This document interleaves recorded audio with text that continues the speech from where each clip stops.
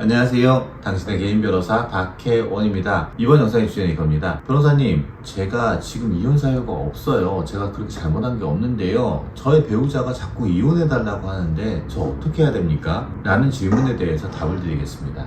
협의 이혼을 당신께서 동의하지 않는다고 이루어지지 않을 겁니다. 그리고 당신께서 말씀하신 것처럼 이혼 사유가 존재하지 않는다 그러면 이혼 청구는 기각될 겁니다. 재판상 이혼 청구를 한다고 하더라고요. 하지만 지금 이거는 교과서에 있는 말씀을 드리는 겁니다. 당신의 배우자가 당신을 향해서 말도 안 되는 비난들을 할 수도 있겠지만 그거에 대해서 오해를 살 만한 증거 자료들이 남아있어 버리면 당신께서는 억울하게도 이혼을 당하는 경우도 적지 않습니다. 당신의 배우자는 적어도 당신에게 이혼 얘기를 꺼낼 때는요, 나름대로 고민을 하고 말을 했을 거예요.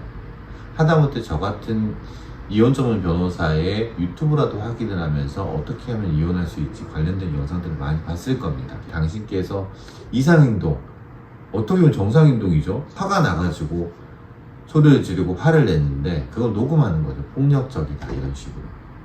있지도 않은 상황들을 막 말을 지어내는 거죠. 다 녹음이 돼버리고. 그런 식으로 증거들을 만드는 경우들도 많고, 그 당신의 배우자가 예를 들어서 저와 같은 변호사를 찾아와가지고 이것도 불만이고요, 저것도 불만이고, 저것도 불만이에요 라고 얘기를 하는 것들을 변호사들은 전문가다 보니까 조금 그럴싸하게 만들기가 쉬워요.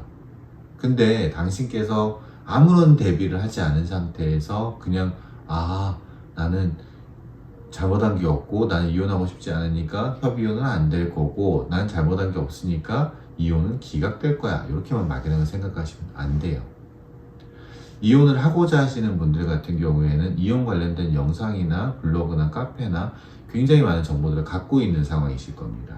근데 당신은 이혼에 대해 가지고 전혀 무관심한 경우들이 많거든요. 이제서야 부랴부랴 저에게 물어보시는 거죠. 저 어떻게 하면 이혼 안 할 수가 있을까요? 제가 드릴 수 있는 답은 이겁니다. 협의혼은 당신께서 동의하지 않으면 안 될 겁니다. 근데 재판상 이혼을 하는 데 있어가지고 당신의 배우자가 당신의 유책 사유들을 확인하기 위해 가지고 증거들을 확보하고 있을 수 있기 때문에 굉장히 조심해야 됩니다. 당신께서 더 따뜻한 말들을 해야 되는 거고요. 그 말들을 문자나 카톡이나 이런 것도 남겨두셔야 돼요. 이게 구두상으로만 얘기를 하는 거 말고요, 당신께 유리한 자료들, 화가 나겠지만 적어도 그 문자나 카톡에 남아있는 건 증거로 활용될 수 있는 위험성이 있다는 것들을 인지하셔야 됩니다. 그리고 보다 더 중요한 거는요, 당신이 이혼을 안 하는 걸 넘어서 가지고 이혼하고자 하는 배우자와 혼인생활을 잘 영위하기 위해 가지고는요, 배우자가 왜 그러는지 진정으로 이해를 하려고 노력하셔야 됩니다. 무언가가 문제가 있다라고 당신의 배우자가 느끼고 있기 때문에 당신에게 이혼이라는 말을 꺼냈을 겁니다. 정리해서 말씀을 드리면요, 재판상 이혼을 청구한다고 하더라도 당신이 잘못한 것이 없다 그러면 기각될 겁니다. 그런데 그 기각은 굉장히 만만치가 않기 때문에 전문가와 상의해 보셔야 되는 거고요. 당신의 배우자는 이혼을 원하시기 때문에 사실들을 왜곡 과장하면서 당신이 마치 유책 배우자인 것처럼 조작할 가능성이 매우 높기 때문에 이에 대해서 대비하십시오.